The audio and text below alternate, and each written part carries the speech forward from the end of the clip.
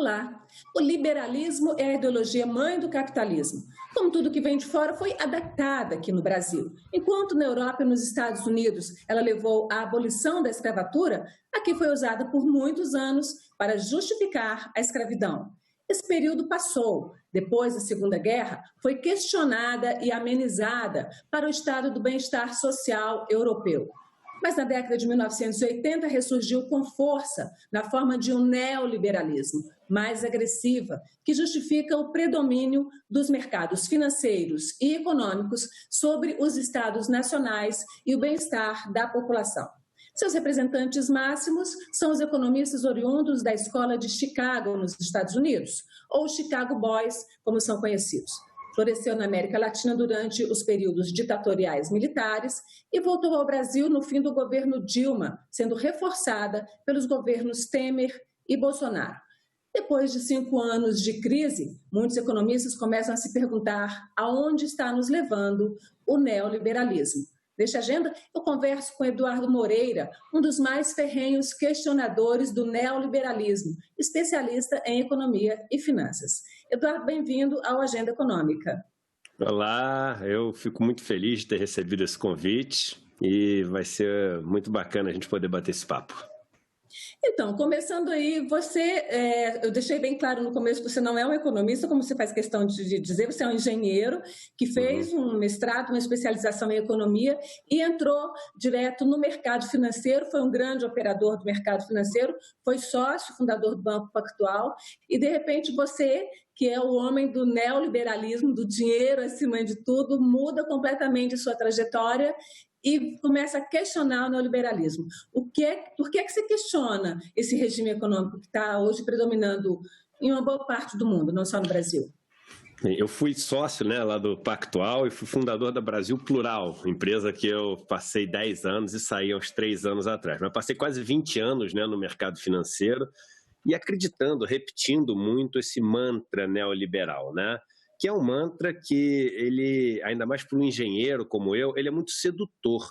E por que ele é muito sedutor? Porque ele é muito lógico, ele é muito matemático, ele é algo que faz muito sentido para as pessoas quando escutam. Normalmente, como ele é falado por pessoas que são bem-sucedidas, têm muito dinheiro, ele ainda tem esse argumento da autoridade daqueles que falam, E qual que é a lógica por trás do neoliberalismo? Ora, vamos incentivar todas as empresas a ter o maior lucro possível. Essas empresas, para terem o maior lucro, elas precisam vender o seu produto pelo maior preço que elas conseguirem. Você só consegue cobrar uma coisa muito cara se ela traz muita utilidade para as pessoas que a compram, que é o conceito de utilidade marginal, do Alfred Marshall, lá do final do século XIX. Então, as empresas vão focar em produzir aquilo que leva mais utilidade para as pessoas, que é aquilo que elas vão conseguir vender mais caro. Isso vai fazer essas empresas terem uma lucratividade muito grande. Quando elas tiverem uma lucratividade muito grande, elas vão atrair competidores. Os competidores vão fazer com que as empresas tenham que pagar mais pelos seus trabalhadores e pela mão de obra, porque vão começar a disputá-los, e isso vai fazer com que o lucro que ficava com o dono, ele transbordasse, caísse para os trabalhadores, para aqueles que fornecem mão de obra, etc. O tal do trickle-down economics. E aí, todos vão distribuir a riqueza de uma forma meritocrática e o mundo vai produzir o máximo de riqueza e distribuí-la da melhor maneira possível. Veja se não existe algo tão lógico, tão bonito, tão fantástico, Só tem um problema. É muito sedutor. Só tem um problema, que foi a forma como você começou falando. Quando você olha, não funciona, Você olha e fala assim, caramba, mas de 1960 até hoje, o mundo multiplicou sua capacidade de produção de riqueza, já descontada a inflação, em 9 vezes quase. E o mundo ainda tem metade da sua população que vive abaixo da linha de pobreza. E não dá para questionar que a direção do mundo de 1960 para cá foi a de ter menos Estado, foi de cobrar menos impostos, foi de caminhar nessa direção que prega o neoliberalismo no mundo inteiro. Então, de onde vem essa ineficácia do sistema? Por que dá errado? E isso é até o tema do último livro que eu escrevi, chama-se Economia do Desejo, e tem dois pontos que são muito importantes. O primeiro é o seguinte: quando você tem essa primeira empresa que ganha muito lucro e ela deveria atrair competidores, junto com o dinheiro, ela ganha também poder. E esse poder que ela ganha faz com que ela, em vez de atrair competidores, que ela crie barreiras de toda ordem, mas principalmente políticas, para não deixar que outros competidores possam entrar e seguir o resto do processo. Então, veja um exemplo no Brasil, por exemplo, do agronegócio. Você tem que as pessoas que são os latifundiários, que fazem as grandes exportações do Brasil, eles são menos de 1% da população brasileira. Eles têm 300 deputados. Ou seja, eles têm a maioria na Câmara dos Deputados. Enquanto isso, os trabalhadores rurais, que são da ordem de milhões de pessoas, um grupo muito mais relevante da população brasileira, tem menos de 5 pessoas que os representam. Então, para a gente trazer isso, só um pouquinho, te cortando um pouquinho, mas para a gente trazer isso um pouco perto da nossa realidade, do que aconteceu, pelo que você está dizendo, então, aquela política que foi feita no fim do governo Lula e governo Dilma, principalmente governo Dilma, de criar os campeões nacionais, empresas superpoderosas, ela foi danosa, então, para a economia brasileira? Não, o que eu acho é o seguinte, se você cria um sistema de ter empresas que vão puxar o desenvolvimento, você tem que criar junto mecanismos que essas empresas sejam responsáveis por uma cadeia de suprimentos ou de outras empresas que se beneficiam da atividade delas, para que essas também empreguem pessoas e não façam com que a nossa economia seja extremamente dependente, porque isso traz muito risco, de meia dúzia de empresas. Então, assim, tudo na vida é um balanço entre risco e retorno. Você tem, assim, o lado bom de você concentrar em algumas empresas a atividade. Agora, se essas empresas são empresas privadas e cujo lucro é determinado por um grupo de sócios e é o seu maior objetivo, você tem um risco enorme também dela criar mecanismos para que o mercado fique cada vez mais dependente dela e com isso ela depois possa manipular, fazendo com que a lucratividade dela suba às custas do prejuízo da maior parte da população. Vou te dar um exemplo claro disso. Você pega o Facebook, por exemplo. A internet é um ambiente muito onde deixou-se rolar, né? Ou seja, você não tinha Estado no começo da internet, era o território mais livre que você podia imaginar, e ao invés de ser uma bela livre competição, como todo mundo imaginou, virou uma terra de monopólios. Facebook é monopólio, Google é monopólio, Amazon é monopólio, e essas empresas que no começo surgiam como aquelas que destruíam as intermediações e faziam com que os produtos ficassem muito mais baratos para a gente, fizeram a gente se tornar dependente completamente delas. Então, hoje em dia, todo mundo que tem um negócio digital é dependente do Google e do Facebook. E aí, o que elas fizeram ao longo dos últimos anos? O custo da propaganda que você depende deles para poder veicular explodiu muito mais do que qualquer inflação ou do que qualquer índice que você possa imaginar de custo de mão de obra, de matéria-prima, do que você imaginar, porque a gente é dependente delas. Então, você faz com que a lucratividade que você gerou no começo, dependendo de uma empresa dessa, seja totalmente transferida para a empresa depois que ela tem você na mão. Então, é muito perigoso essa armadilha. Essa é a primeira, tem a segunda ainda. Sim. Diga, fale da segunda, então, porque eu ia te puxar para um outro lado, que é a questão da mão de obra, do assalariado, né? Porque nesse paraíso todo de distribuição, a gente está considerando que as pessoas têm cultura suficiente para entrar nessas novas tecnologias, para esses novos trabalhos, e o que a gente está vendo é exatamente o contrário. As previsões são de que a tecnologia, essa grande tecnologia, ela, em lugar de ser bem usada para o bem-estar social de uma grande parte da população, para a gente trabalhar menos e viver mais, ter tempo de lazer, ter tempo de cuidar da família e tudo, uns trabalham muito mais e a grande maioria está desempregada, porque não consegue lidar com essa tecnologia. Eu quero te puxar para aí, mas termina então seu raciocínio. Não, esse seu comentário é ótimo, porque ele mostra o seguinte, é mais uma barreira. A tecnologia é utilizada como mais uma barreira. E quando você tem uma empresa que é muito maior do que as outras, que acontece no neoliberalismo, ela vai cada vez consolidando todas as outras. Porque, por exemplo, uma empresa que é grande, ela tem ativos para colocar em garantia no banco, ela consegue mais crédito. O crédito que é dado para ela é mais barato do que da empresa pequena, então ela consegue produzir com um custo financeiro menor. Essa empresa, que ela é maior, ela consegue também falar com o presidente da República, com o ministro da Economia, quando ela precisa, as outras não conseguem. Veja que no meio dessa crise que a gente teve, as lives que foram feitas pelos ministros, pelas pessoas mais influentes do governo, não foram com os pequenos agricultores, não foram com os sindicatos, foram com os grandes bancos, foram com as grandes corretoras. E não dá para imaginar um mercado livre onde as pessoas que são mais poderosas pegam o telefone, ligam e opinam sobre o que deve ser feito, e as pessoas que são mais pobres não têm a menor condição de passar a sua realidade para o governo. Mas o outro problema que eu ia falar é o seguinte, tem uma outra questão, essa talvez mais delicada, mas mais importante, que é o seguinte, a gente disse que a utilidade é maximizada pelo neoliberalismo, porque quanto mais útil uma coisa for, mais as pessoas pagam por ela. Mas a pergunta-chave é, o que é utilidade? Utilidade é necessidade ou utilidade é desejo? Essa é a pergunta mais importante, porque o que nós estamos maximizando nesse nosso sistema é desejo e não necessidade. E desejo, por natureza, é algo que não pode ser saciado, é algo que não pode ser preenchido. Isso, aliás, está em todos os textos filosóficos, religiosos. Nesse meu livro, eu trago trechos da Bíblia, do Alcorão, do Bhagavad Gita, de textos budistas. Todos, há milhares de anos, falam a característica do desejo é ser como o mar, que é abastecido pelos rios todos os dias e nunca transborda. E é verdade, o desejo ele nunca tem fim. Já a necessidade, ela tem sim uma tampa. E o grande problema é que se a economia fosse baseada na necessidade das pessoas, você não teria como buscar o mais e você fazer com que o lucro fosse sempre possível de ser aumentado.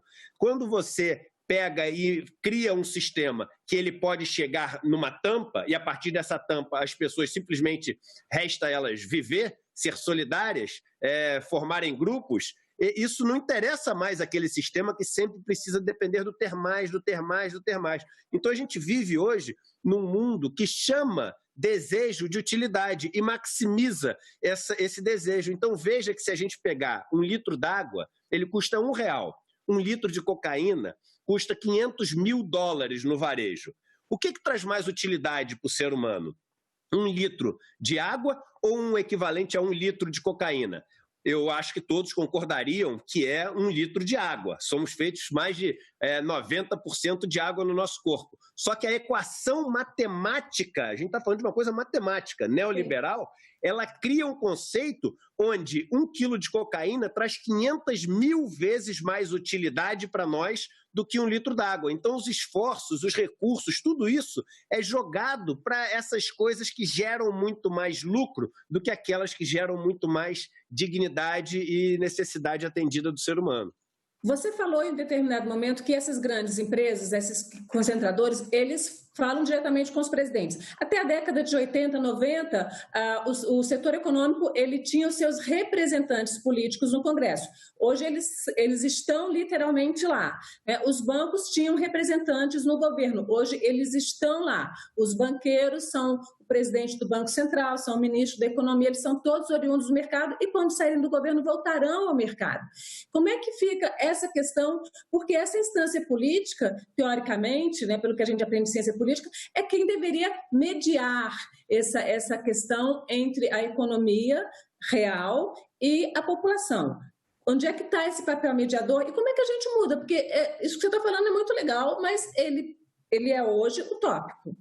Não, isso que você falou é incrível, até porque você tocou em 2 pontos que as pessoas não costumam tocar.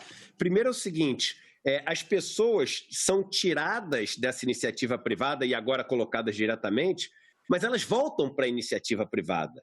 Então, no tempo, ninguém fala dessa segunda parte, que é a volta delas para a iniciativa privada. Então, no tempo em que elas estão no ministério, num banco público, no Banco Central ou em qualquer atividade dessas, elas estão se comunicando com aquelas que no futuro vão empregá-las e que vão oferecer possibilidades na vida. Não existe um conflito de interesse maior do que esse no mundo onde o que você quer é alcançar o maior cargo, ter o maior sucesso, ganhar o máximo de dinheiro possível. Você naturalmente já se coloca naquela equação de troca de favores, que é aquela equação da reciprocidade, a lei mais antiga que existe, né? Você abre uma concessão em troca de algo que vai voltar.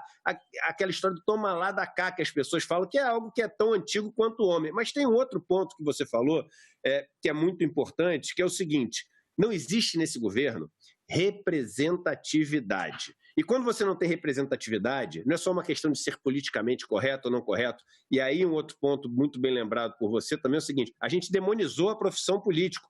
algo que é imprescindível, algo que existe uma habilidade específica, algo que existe para poder fazer com que pessoas que têm a capacidade de não só liderar, mas também de conversar, de articular e poder fazer com que um grupo que pensa diferente e que tem vários subgrupos dentro de si, possam encontrar um caminho comum que seja aceito por todos, a gente demonizou esse tipo de atividade. E é perigosíssimo você demonizar esse tipo de atividade, imaginando que ser político é sinônimo de ser corrupto. Então devemos trazer aqueles que gerem as empresas, aqueles que são os homens bem-sucedidos, sem se perguntar o seguinte: de onde vem esse ganho todo que eles fizeram nas empresas? Será que se a gente fizer isso num governo, vai dar certo? Veja que as empresas competem uma com as outras. Uma é vencedora, todas as outras são perdedoras.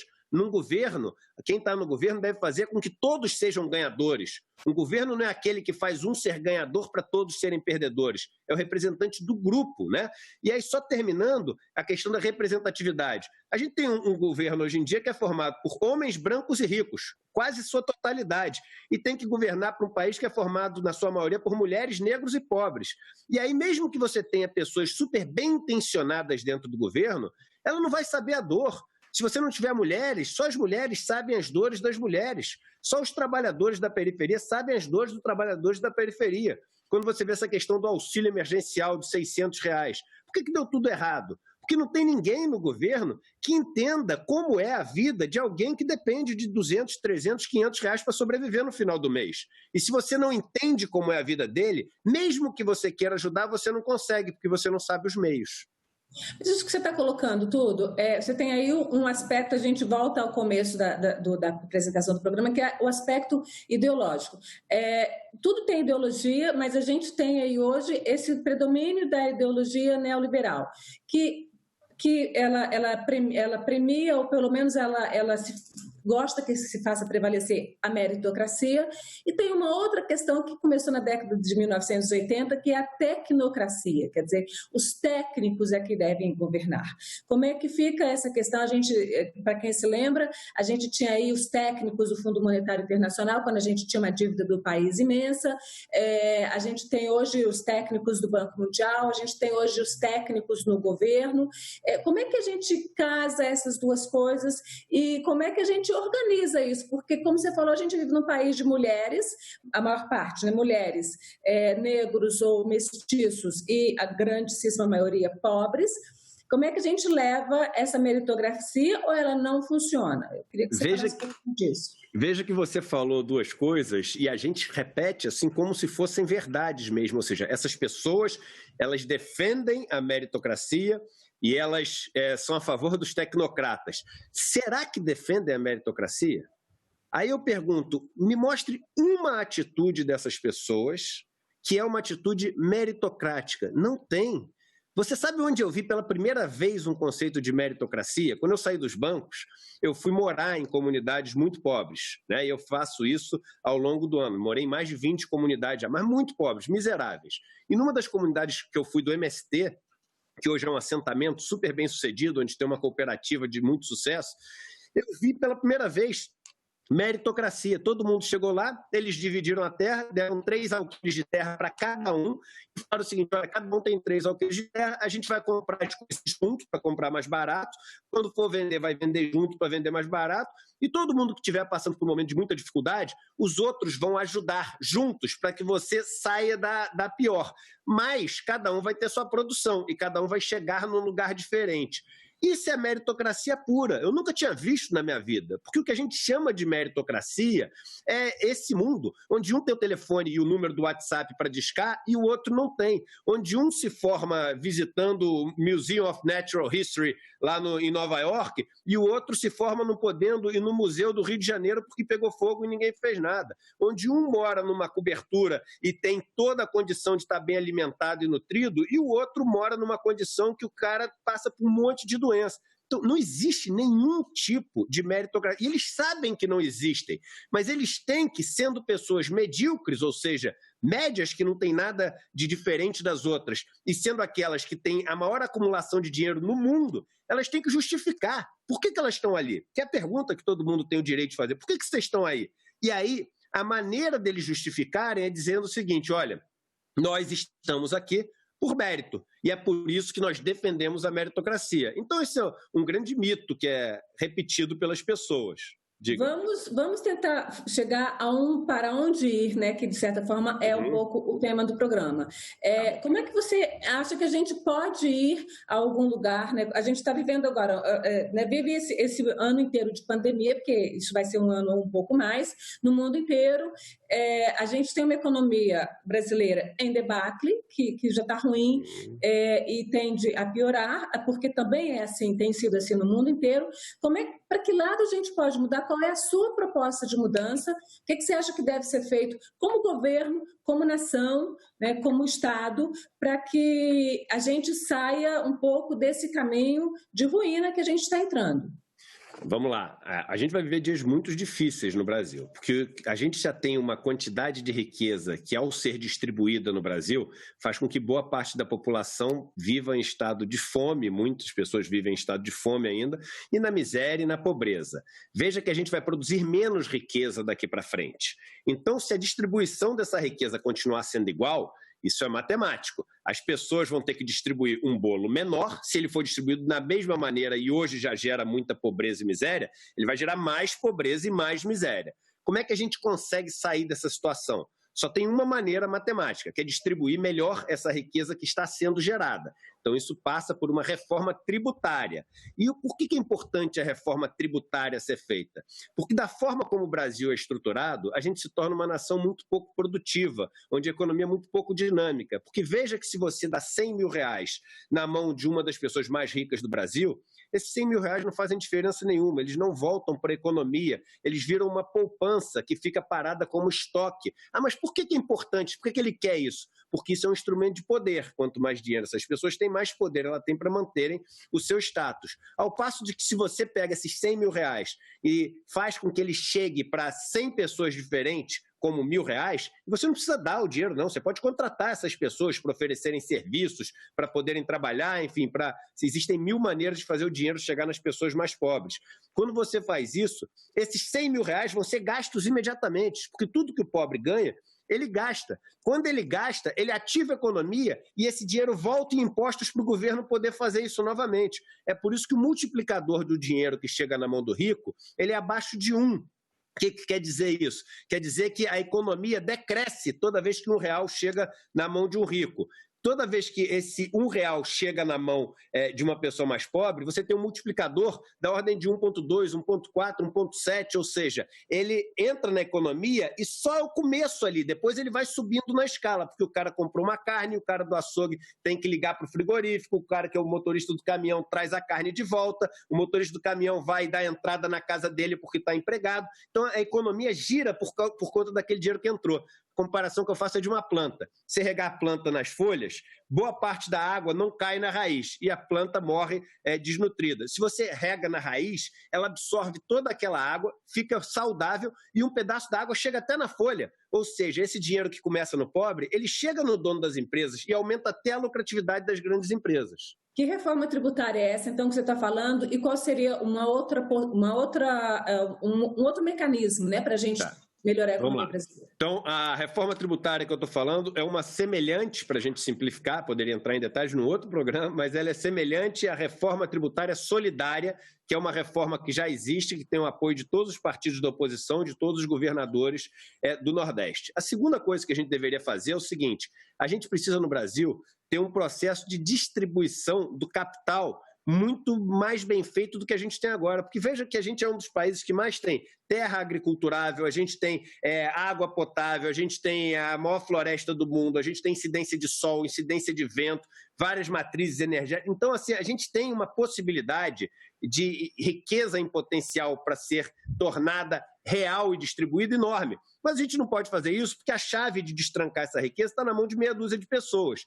Então, se você tem, por exemplo, uma reforma agrária no Brasil feita de uma maneira lúcida, planejada e etc., isso faz com que você destranque um potencial produtivo enorme no Brasil.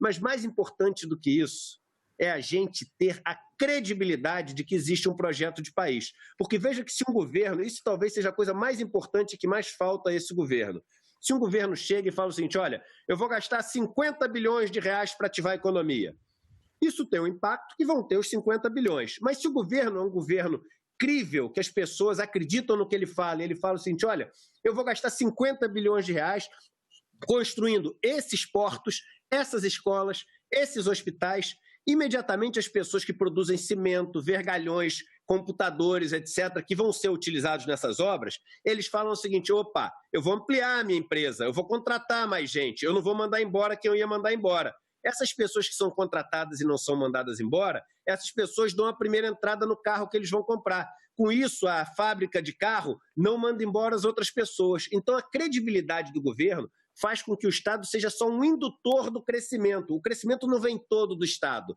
mas ele faz o dominó, a primeira peça do dominó cair, e todo mundo acreditando naquilo volta a investir. E o investimento é o que destrava o crescimento. Mas requer aí, para a gente fechar, um investimento do Estado. E a equipe Sim. hoje que está no governo e a equipe econômica é absolutamente contra o investimento do Estado. E também contra esse investimento nas pequenas empresas. A gente tem uma frase do ministro Paulo Guedes na reunião do dia 22, aí, que foi divulgada, que ele diz exatamente que se do que dinheiro que a gente der para o grande, a gente ganha de volta e o dinheiro que der para o pequeno, a gente perde. Explica um pouquinho, então, como é que a gente muda isso aí? O que a gente vive no Brasil, ele é replicado, né? Do mesmo jeito que os pobres, eles vivem em função de uma grande chantagem das pessoas mais ricas, e foi assim que os pobres acabaram tendo que ser a favor da reforma da Previdência que os prejudicava, a favor da reforma trabalhista que os prejudicava, etc., porque o rico dizia, se você não fizer isso, eu não vou te empregar, eu não vou aumentar a empregabilidade no Brasil. Os microempresários são reféns das grandes empresas no Brasil. E o que você tem novamente no governo são representantes dos ricos e das grandes empresas. Mas como é que você faz, e a sua pergunta é boa, para você destravar isso? A verdade é a seguinte, quem quer destravar isso? Nós queremos destravar. Os pequenos empresários querem, os microempresários querem. E o mais curioso é que destravando, você geraria tanta riqueza que as pessoas mais ricas do Brasil, elas teriam ainda mais dinheiro. Por que elas não fazem, então? Elas não querem ter mais dinheiro? O problema é que se elas tiverem mais dinheiro, mas a quantidade de riqueza produzida for tão grande que você vai fazer com que esses micro e pequenos empresários e as pessoas mais pobres saiam da sua condição e ganhem voz, elas vão perder aquilo que é a variável a ser maximizada, que não é dinheiro, que é poder. Você não vai ter mais um agronegócio com 300 pessoas representando. Você vai ter um agronegócio com 50 pessoas representando. Então, no Brasil, o que existe é uma proteção do poder conquistado e não do dinheiro conquistado. Como é que a gente muda isso? Eu acredito que só com informação. E aí, eu agradeço demais vocês terem me convidado. Fazem 2 anos desde que eu saí dos bancos, eu estava sempre nos principais canais de televisão, jornais, etc. Foi eu adotar uma postura de dar voz a esses grupos que não têm voz no Brasil, que eu nunca mais fui chamado para nenhum programa, né? E a gente ainda tem, hoje em dia, a possibilidade das redes sociais, etc. Então, eu acabo tendo uma exposição muito grande das ideias que eu defendo. Mas a gente, sem levar essas ideias através de mecanismos que façam elas chegar a muita gente, é impossível. Um país só se muda com conhecimento, só se liberta com conhecimento. Eduardo, infelizmente a gente tem que encerrar o programa porque a gente tem limitador de tempo em televisão. Rede social é mais livre, né, nessa questão, mas televisão o tempo é mais restrito. Eu quero te agradecer muito pela presença aqui na Agenda Econômica. Esse debate é importante que a gente faça e que a gente procure também tentar entender o que está acontecendo e mostrar novos caminhos. Te agradeço muito. Eu que agradeço demais aí pela presença. Sempre que precisarem, podem contar comigo. Se protejam aí, que o que a gente está passando é muito sério. Beijo. E agradeço também a você, telespectador, que nos acompanhou até aqui. Se quiser rever esse programa, indicar para um amigo, acesse as nossas redes sociais aí, o site da TV Senado, senado.leg.br/TV, o canal da TV Senado no YouTube, e a gente também está nas redes sociais, está no Instagram, está no Facebook, está aí na maioria das redes sociais. E se quiser falar com a Agenda, mande um e-mail, agendaeconômica@senado.leg.br. E até o próximo programa.